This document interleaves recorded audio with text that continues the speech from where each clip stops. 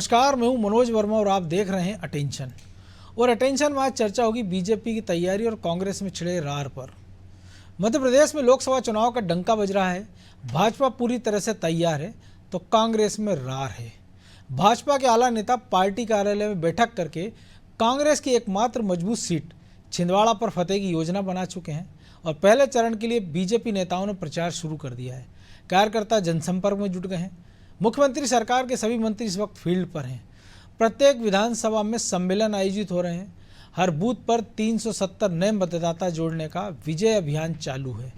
भाजपा को चुनाव के दौरान सहयोग करने वाले तमाम संगठन जनसंपर्क में जुट गए हैं और उधर कांग्रेस अभी तैयारियों के पहले दौर में है। पार्टी में फिलहाल कोई बड़ी हलचल नहीं दिखाई दे रही है और कांग्रेस के सामने सबसे बड़ी चुनौती संगठन को एकजुट रखने और टिकट वितरण की है। इसके बाद मैदान पर जाने में कांग्रेस को कितना वक्त लगेगा और सीमित समय में कांग्रेस क्या गुल खिलाएगी, आज इसी पर चर्चा करेंगे। पहले लेकिन ये रिपोर्ट देखिए।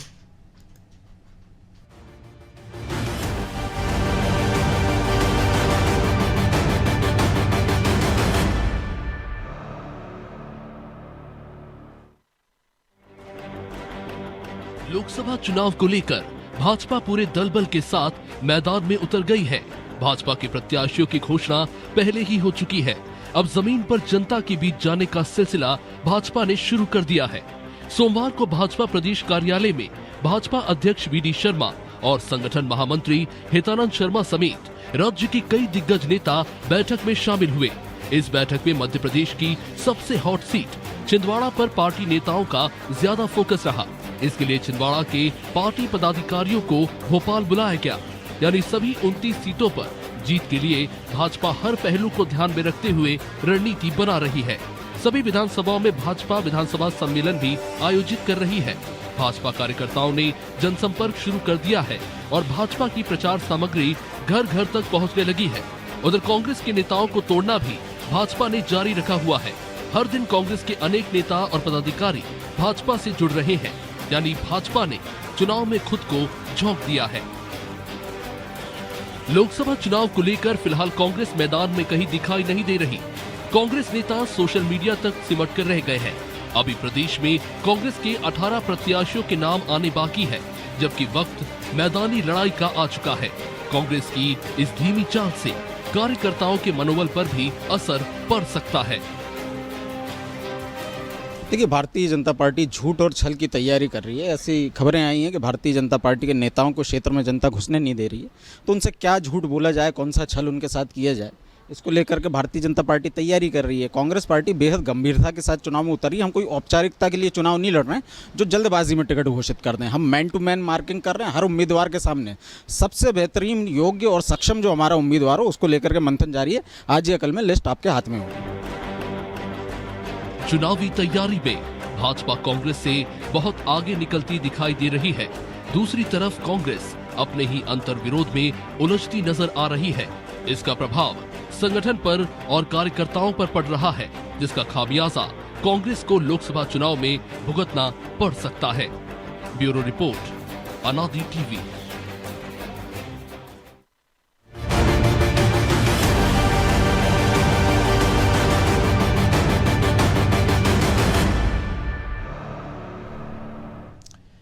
इसी मुद्दे पर चर्चा करने के लिए हमारे साथ जुड़ गए वरिष्ठ पत्रकार रमेश शर्मा और हमारे सहयोगी प्रभु पटेरिया और ब्रजेश चौक से। बहुत स्वागत है शर्मा जी आपका अनादि टीवी में। और अब तो चुनाव की तारीखों का ऐलान भी हो गया है। बीजेपी ने सारे उम्मीदवार घोषित कर दिए हैं और उसकी शुरुआत में अब आज भी उन्होंने सोमवार को 4 उम्मीदवारों को बीजेपी ऑफिस में दफ्तर में बड़ी बैठक की। छिंदवाड़ा चुनाव कैसे जीता जाए, बालाघाट में क्या रणनीति होगी, इस पर चर्चा हुई। और कांग्रेस में रोज एक नई तारीख आती जा रही है कि कभी कहते हैं 15 तारीख को उम्मीदवार घोषित होंगे, फिर 16, 16 से 18 और अब 18 से 19। तो देखिए, निश्चित रूप से इसमें कोई शक नहीं, जैसा कि आपने भी कहा है कि लोकसभा चुनाव की तैयारी में भारतीय जनता पार्टी कांग्रेस से एक कदम तो आगे है। उनके न केवल उम्मीदवार घोषित हो गए हैं, बल्कि उनके कार्यकर्ताओं की एक बैठकों का दौर पूरा हो गया है। कि कौन कार्यकर्ता किस तरीके से काम करेगा, ये दौर पूरा हो गया है। यद्यपि अभी कार्यकर्ता सीधा मतदाता से संपर्क में अभी थोड़ी सी ठंडक है, वो अभी नहीं हो पाया, लेकिन कार्यकर्ताओं को सक्रिय करने का एक दौर पूरा हो गया है। जबकि वाकई कांग्रेस के भीतर अभी उम्मीदवारों की तो इंतजार है, बल्कि ये असमंजस भी है, निचले स्तर के कार्यकर्ताओं में ये प्रश्न भी बहुत उठ रहे हैं कि कब कौन सा नेता पार्टी छोड़ करके चला जाए। तो कहीं ना कहीं कांग्रेस के कार्यकर्ता का मनोबल थोड़ा सा इस समय गिरा हुआ है, और मनोबल गिरने के साथ साथ वो किस तरीके से किस उम्मीदवार के पक्ष में चुनाव का काम करेगा। और ये जो मीडिया में भी रिपोर्ट आ रही है, जन में भी चर्चा भी है, तो ये माना जा रहा है कि कहीं ना कहीं भाजपा भारी पड़ने वाली है चुनाव में। इसको लेकर के भी कांग्रेस के कार्यकर्ता में थोड़ा सा भाव, अनमनस्कता का, असहजता का भाव है। अब आने वाले समय में कांग्रेस के नेता किस प्रकार अपने कार्यकर्ता को सक्रिय करते हैं और काम में लगाते हैं, ये देखना होगा। लेकिन इसी के साथ साथ एक बड़ी चुनौती एक और भी देख रहा हूं मनोज जी, भाजपा के सामने जी। जिस तरीके से कांग्रेस से बड़ी संख्या में नेता भी आ रहे हैं और स्थानीय स्तर पर कार्यकर्ता भी आ रहे हैं।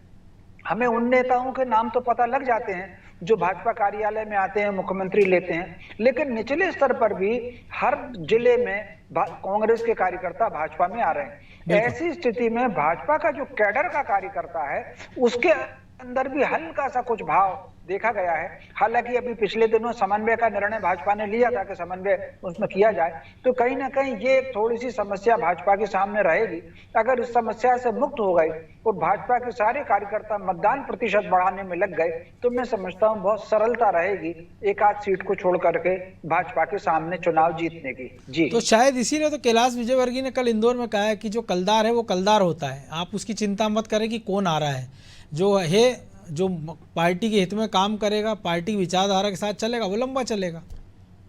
निश्चित रूप से ये बिल्कुल सही कहा। ये जो निचले स्तर की जो कार्यकर्ताओं में थोड़ी सी असहजता सी है, उसको लेकर के कैलाश विजयवर्गीय जी का ये बयान है। इसके अलावा ऐसा भी सुनने में आया है कि कुछ बैठकों का दौर भी शुरू हो गया, खास तौर से बुधनी में इस तरह की कार्यकर्ताओं की बैठक भी हुई थी जो लोग कांग्रेस से आए हैं। विदिशा में भी इस तरह की बैठकें हुई हैं, इंदौर में भी ऐसी बैठकें हुई हैं। तो मैं समझता हूं भाजपा नेतृत्व के स्तर पर, संगठन के स्तर पर ये बैठकें हो रही हैं, लेकिन भाजपा का कार्यकर्ता कहीं ओवर कॉन्फिडेंस में ना रह जाए कि हम तो जीते ही रहे हैं और वो काम ना करे, तो वो उसमें थोड़ी सी गड़बड़ हो सकती है। जैसा कि 2023 के चुनाव में कांग्रेस के अधिकांश कार्यकर्ता ओवर कॉन्फिडेंस में रहे, जिसके कारण सीटों का अंतर ज्यादा आ गया। हार जीत अपनी जगह है, लेकिन अगर कांग्रेस के कार्यकर्ता ओवर कॉन्फिडेंस में नहीं रहते तो उनको इतनी कम सीट नहीं मिलती, कम से कम 10-20 सीट तो और मिलती हुई। जी, तो उसमें बेचारा उनकी भी मजबूरी है ना, कि क्योंकि जब नेता ही तारीख घोषित कर दे रहे थे कि इतनी तारीख को शपथ ग्रहण में आना, नकुलनाथ ने न्योता भी दे दिया, कार्यकर्ता क्या करते। लेकिन प्रभु जी, जो आपने सुना है कि मैन टू मैन मार्किंग की बात कर रहे हैं कांग्रेस के प्रवक्ता, तो पहले तो उनको ये मैन टू मैन मार्किंग करना पड़ेगी ना कि नेता कल तक हमारे साथ है कि नहीं है। क्योंकि अगर कमलनाथ के सबसे नज़दीकी लोग अगर सरकते हुए जा रहे हैं, सुरेश पचौरी जैसे बड़े नेता सरक रहे हैं, जिनके बारे में जीतू पटवारी कुछ बयान देते हैं और फिर उनकी तस्वीर आ जाती है कि वो अमित शाह से मुलाकात कर लेते हैं, तो ऐसा भी नहीं कि तवज्जो नहीं मिल रही है कांग्रेस से आए लोगों को। तो चिंता किस बात की कांग्रेस को कि उम्मीदवार क्यों नहीं घोषित हो रहा? क्योंकि अब तो बीजेपी ने कर दिया, अब तो ये डर भी नहीं है कि उनके वो उम्मीदवार को उड़ा कर ले जाएंगे। देखिए मनोज जी, जो माहौल है और जो हवा चल रही है जिस तरीके से, और मध्य प्रदेश का जो लोकसभा चुनाव का जो इतिहास है वो गवाही दे रहा है कि कांग्रेस की जो मैन टू मैन मार्किंग जो होने वाली है वो इसलिए होने वाली है कि जो हार का अंतर उसको कम किया जाए। एक जो सीट है जो रमेश शर्मा जी कह रहे हैं, वो सीट को बचाने की कोशिश हो सकती है, लेकिन उस सीट का भी हाल आप देख लीजिए कि नकुलनाथ वहाँ से चुनाव लड़ रहे हैं, कमलनाथ के पुत्र हैं, और उनके जो खास समर्थक हैं, उनके समर्थक पूर्व विधायक, उनके समर्थक नेता, वही छोड़ कर भारतीय जनता पार्टी में आ रहे हैं। तो इस स्थिति में वो एक सीट भी कांग्रेस बचा पाएगी क्या, ये सवाल अभी यहाँ पर खड़ा होता हुआ दिखाई दे रहा है जी। और कांग्रेस में भले कितनी भी तैयारी कर ले, आप देखिए पहले चरण के लिए नॉमिनेशन की डेट आ गई है, 2-4-6 दिन में नॉमिनेशन फाइल होना शुरू हो जाएंगे। और ऐसे में लोकसभा क्षेत्र बड़ा होता है, 7 से 8 विधानसभा इस क्षेत्र में होती हैं, बड़ा लंबा क्षेत्र होता है। तो ऐसे में जब 1 महीने का समय मिलने वाला है उनको, कांग्रेस प्रत्याशियों को, तो जो कांग्रेस जब देर से उम्मीदवार घोषित करेगी तो कैसे संपर्क करेगी, उस प्रत्याशी को कैसे नीचे तक पहुंचाएगी? कोई बड़ा चेहरा तो आपका चुनाव लड़ने को तैयार नहीं हो रहा है। बिल्कुल।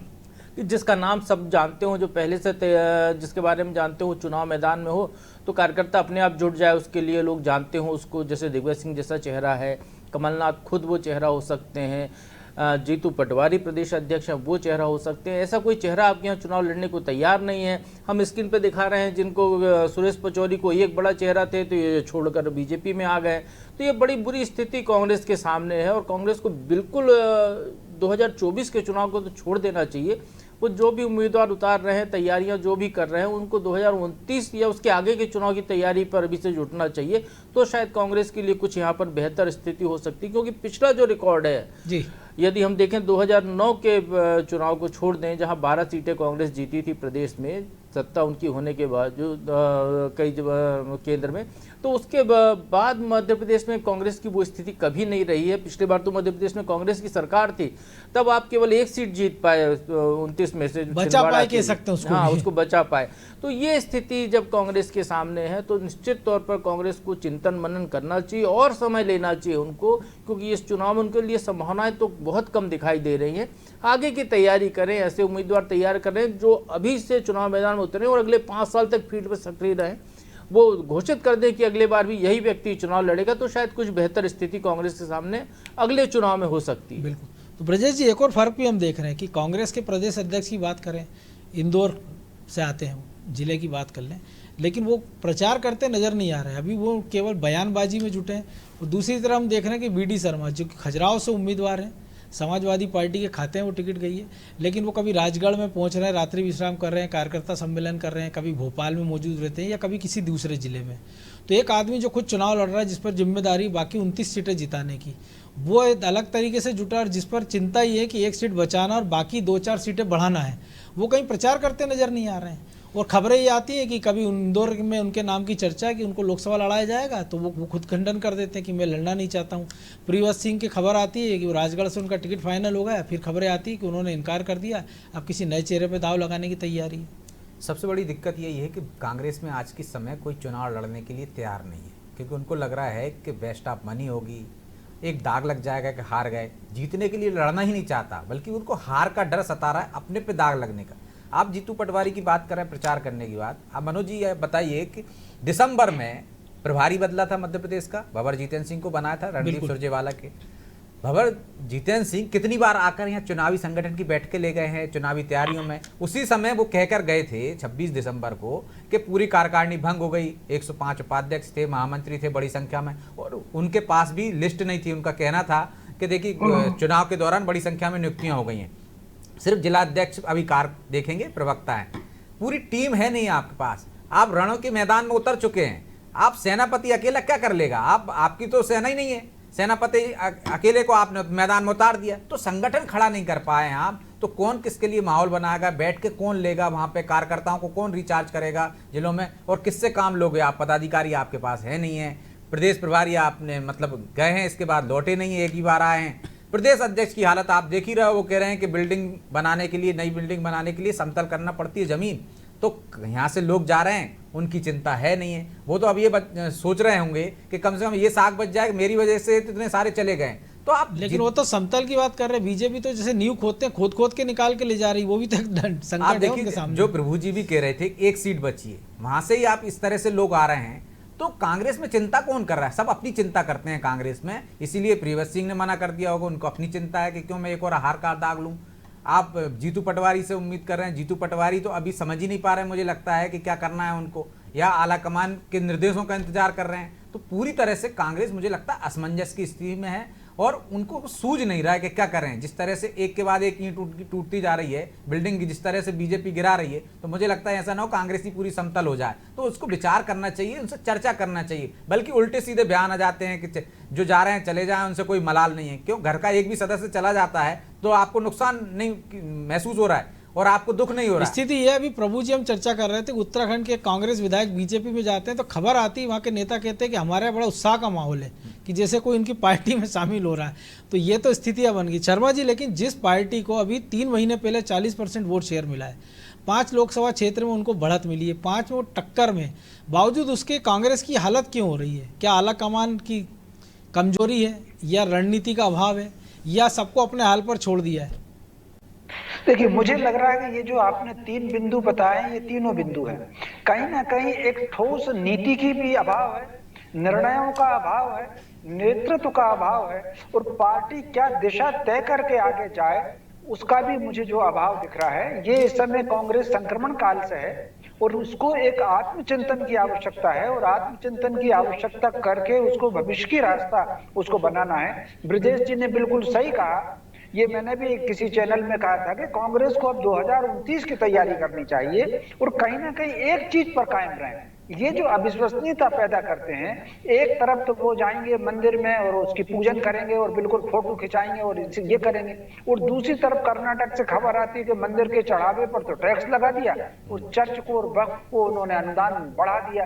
तो ये जो इस तरीके से बातें होती हैं, एक तरफ सनातन संस्कृति की बात करेंगे, राम पथ गमन की बात करेंगे और सब चीजों की बात करेंगे, और दूसरी तरफ उस व्यक्ति के साथ खड़े होंगे जो सनातन धर्म को डेंगू मलेरिया और पता नहीं क्या क्या बता रहा। तो ये जो इस तरह की जो बातें होती हैं, इससे कहीं ना कहीं एक असहजता और एक असमंजसता होती है। तो ये जो इस समय देश में जो वातावरण सांस्कृतिक राष्ट्र भाव का बना हुआ है, कांग्रेस को इस मामले में दो टूक निर्णय लेना चाहिए कि उनको समर्थन करना है कि विरोध करना है। तो उस आधार पर उस तरह के मतदाता को फिर वो अप्रोच करें, एक कदम आगे दो कदम आगे, इस तरीके से निर्णय वो कौन से ले रहे हैं, इसी तरीके से नेतृत्व का चेहरा भी अगर आप लेकिन वो सहयोगी तो छोड़ो, वो दिग्विजय सिंह आज खुद कह रहे हैं कि एक तरफ देव शक्ति है यानी कांग्रेस है, इंडिया गठबंधन, और दूसरी तरफ मोदी सरकार में असुर शक्तियां हैं।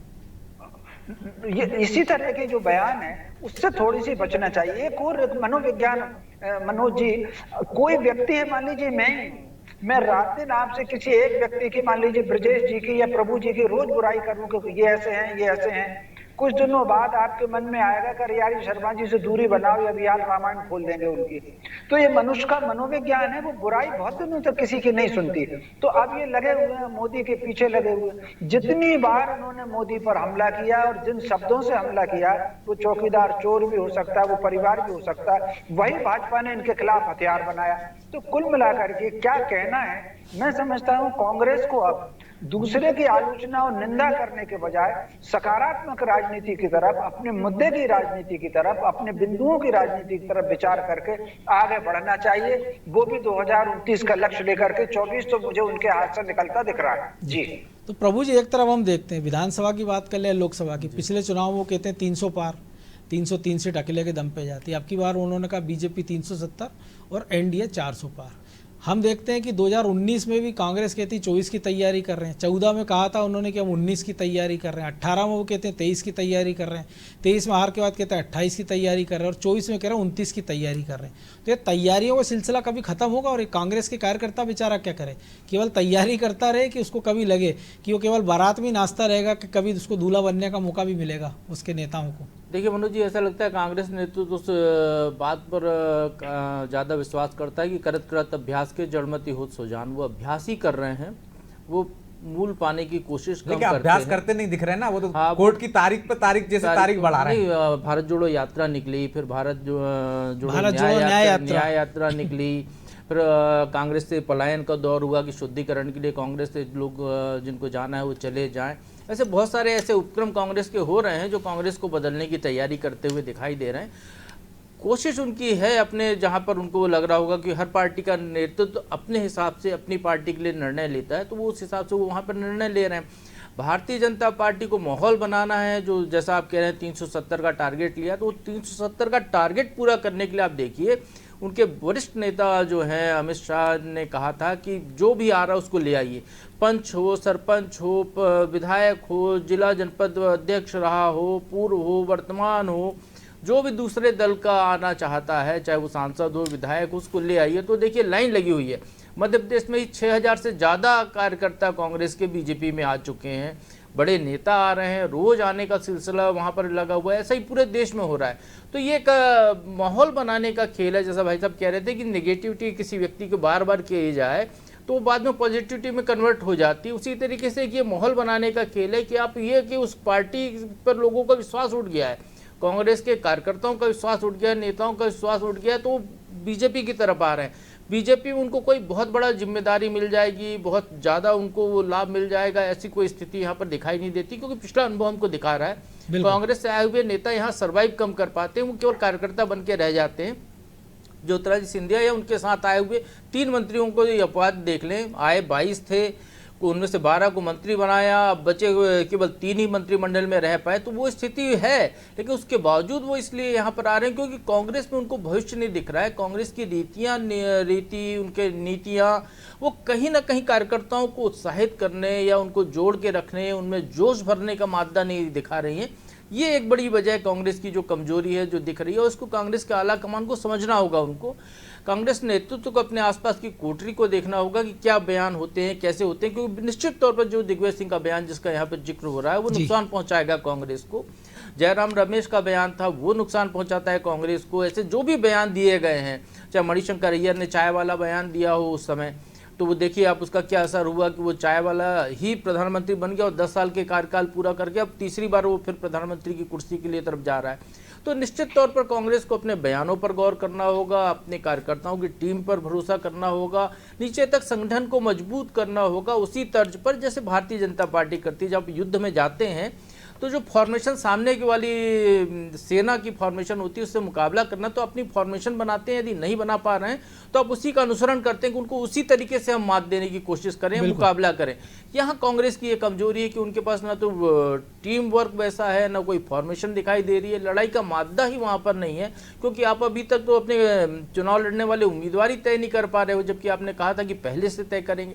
आप याद कीजिए बहुजन समाज पार्टी ने जब उत्तर प्रदेश में फुल फ्लैश गवर्नमेंट बनाई तो 1 साल पहले उन्हें अपने उम्मीदवार घोषित कर दिए थे। 1 साल तक लोगों ने मेहनत की, जमीन पर पहचान बनाई, उसके बाद वो वहाँ पर सरकार बनाने में कामयाब हुए।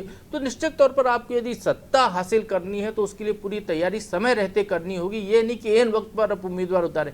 आप ये कहें कि हम बहुत देखभाल के उम्मीदवार उतार रहे हैं, हम तो बहुत सोच समझ कर निर्णय लेते हैं। आप सोचते रहिए, फिर सोचते ही रह जाएंगे, आखिरी में वो जीत कर आगे सरकार बनाने की स्थिति में चले निर्णय नहीं ले पाते। तो ब्रजेश जी, एक और चीज़ है कि कभी जीतू पटवारी या उनकी कांग्रेस कहती है एक लिस्ट जारी कर देते हैं कि देखिए इतने बड़े बड़े नेता हमारी पार्टी छोड़ के गए और वो कहाँ हैं, 3-4 को छोड़ दे तो बाकी सब डंपिंग यार्ड में पड़े बीजेपी के। फिर वो कहते हैं हमारे यहाँ तो ये कचरा साफ हो रहा है, जमीन जमतल हो रही है। तो ये भी नेताओं को लगता ही होगा ना, या कार्यकर्ताओं को, कि आपकी इच्छा शक्ति नहीं, आप रुकना नहीं चाहते, आप चाहते हैं एक बार सारी कांग्रेस खाली हो जाए और हमारा एक क्षेत्र राज्य रहे। लेकिन जो कपिल सिब्बल ने एक बार कहा था कि यही दौर रहा तो कांग्रेस के अस्तबल में एक भी घोड़ा नहीं बचेगा। निश्चित तौर पर मनोज जी, चाहे उनके राहुल गांधी को ले लीजिए, चाहे जीतू पटवारी को ले लीजिए, सबके यही बयान आ रहे हैं ना कि जो जाना चाहे वो चला जाए। जब खुद कह रहा है घर का मुखिया, इसको मान लो राहुल गांधी को, जिसको जाना है वो चला जाए, जाने वाले को रोकने का जतन नहीं कर रहा है कोई भी। तो एक तरह से कांग्रेस खुद हथियार डाल चुकी है, वो कह चुकी है भाई हाँ चले जाएं। और नए युवाओं को लग रहा है जैसे जीतू पटवारी को कि सब चले जाएंगे तो हमारी बल्ले बल्ले हो जाएगी, जो और बच्चे हैं वो भी चले जाएं, तो वो भी इस तरह के बयान दे रहे हैं। लेकिन जब नेता नहीं बचेंगे, कार्यकर्ताओं का मनोबल टूट जाएगा। तो सोच ही रहे होंगे नकुल नाथ भी चले जाए तो अकेले जयवर्धन सिंह मुकाबला रह जाए। तो आप देखिए कि ये अच्छा ही बड़े नेताओं के लिए जिस तरह छत्रपों में झगड़े होते थे ना, उसी तरह से अब मुझे लगता है 2 तरह के द्वंद्व हो गए हैं। जिस तरह से हमने देखा है कि एक तरह से हाशिए पर डाल दिए गए थे पहले राहुल गांधी के जो करीबी थे, चाहे हम देख लें इसको सिंधिया जी को देख लें, चाहे अन्य नेताओं को देख लें, उनमें चाहे सचिन पायलट को देख लें, लंबी फहरिस्त है पूरे देश में। तो आप देखिए कि उन लोगों के साथ क्या व्यवहार हुआ, वो जाने लगे बीजेपी में। अब मुझे लग रहा है सोनिया गांधी रिटायरमेंट की कगार पर हैं, वो राज्यसभा में चली गई, तो अब कांग्रेस में ऊपर के जो लेवल के नेता हैं, चाहे वो सुरेश पचौरी हों, चाहे कमलनाथ हों, और राहुल गांधी की चल रही है तो आप जीतू पटवारी को उन्होंने बना दिया। तो इससे उस टाइप के जो बड़े नेता हैं उनमें असुरक्षा की भावना हो गई शायद, अब उनमें खिसकना शुरू हो गया, वो जाने लगे। पचौरी जी को कहा जाता था ना, कमलनाथ जी को कहा जाता है कि वो सोनिया गांधी के करीबी हैं, राहुल गांधी के करीबी कौन है, जीतू पटवारी को कहा जाता है। तो पटवारी जी चाहते हैं कि बड़े चले जाएं और बाकी वो रहे। रोकने का ना पटवारी जतन कर रहे हैं ना ऊपर वाले जतन कर रहे हैं, और जतन कर भी रहे हैं तो वो ऊपरी कर रहे हैं कि मतलब हाँ हमने कोशिश की है कमलनाथ को मनाने की, या जो खबरें आई थी किस तरह से आप रोकने की कोशिश। जो काम चोल में मजे में लोग कहते हैं ना कि रोको मत जाने दो, अब पता नहीं कि वो रोकने का कह रहे हैं कि मत जाने का कह रहे हैं। और दूसरा ये भी है कि जब आपको पता चल रहा है कि पार्टी लाइन से हटके कोई बयान दे रहे हैं तो आप ही एक्शन ले लीजिए। आपको मालूम होना चाहिए यदि सैयद जाफर का भी हम कहें, आप ही कहते थे आपने गलत बयान लिया, पार्टी की राय इससे सहमत नहीं है, हम आप पर कार्रवाई करते हैं, तब जाता तो ये लगता है कि हाँ भाई चला गया आदमी। आप नजरअंदाज भी कर रहे हो, आप एक तरह से नजर भी नहीं रख पा रहे अपने कार्यकर्ताओं पे, नेताओं पे, कि किस तरह से उनकी दूसरे दल से, आपके विरोधी दल से पीगे लड़ा रहे हैं वो, और चले जाते हैं आपके खिलाफ हमला करके चले जाते हैं। जब हमला कर रहे हैं तभी कार्रवाई करते। एक लिस्ट और आई थी जब जिलाध्यक्षों की बैठक हुई थी, उनसे कहा गया था कि किस वजह से हारे हैं। जब 2023 में हारे वो, तो हार की समीक्षा में बहुत सारे कारण ये भी आए थे कि आपने विधायकों की सहमति से ब्लॉक अध्यक्ष बना दिए, उनकी से नियुक्ति कर दी, वो सक्रिय नहीं रहते, बैठकों में ही नहीं रहते। तो संगठन को आप गढ़ोगे कब, बनाओगे कब तैयार करोगे? और बाद में वो कह देते हैं कि लाडली बहना के कारण ये हार हुई है, तो हार के भी उनने 50 तरीके खोज रखे। ईवीएम भी एक कारण है उसमें, लाडली बहना भी कारण है, और जीतने के लिए वो भी बिल्कुल, और जीतने के लिए एक भी प्रयास करते नजर नहीं आ रहे। बहरहाल समय इतना ही था, बहुत धन्यवाद शर्मा जी। तो निश्चित तौर पर बीजेपी कांग्रेस के बीच जो जंग छिड़ी हुई है, तो एक तरह से हम देख रहे हैं कि बीजेपी हर मोर्चे पे अपनी किलेबंदी में जुटी हुई है, चाहे वो कार्यकर्ताओं की बैठक हो, बूथ स्तर तक जमावट हो, वोट शेयर बढ़ाने का प्रयास हो, और दूसरी तरफ हम कांग्रेस में देख रहे हैं कि अभी तक वो प्रत्याशी घोषित करने की जद्दोजहद में जुटी है। और इसके साथ ये चिंता भी सता रही है कि ऐसा ना हो कि बीजेपी ने भले ही अपना उम्मीदवार घोषित कर दिए, कहीं उसने किसी दमदार उम्मीदवार को मैदान में उतारा तो पार्टी उसको भी ना ले उड़े। अटेंशन में आज इतना ही, मुझे दीजिए इजाज़त, और आप देखते रहिए अनादि टीवी। नमस्कार।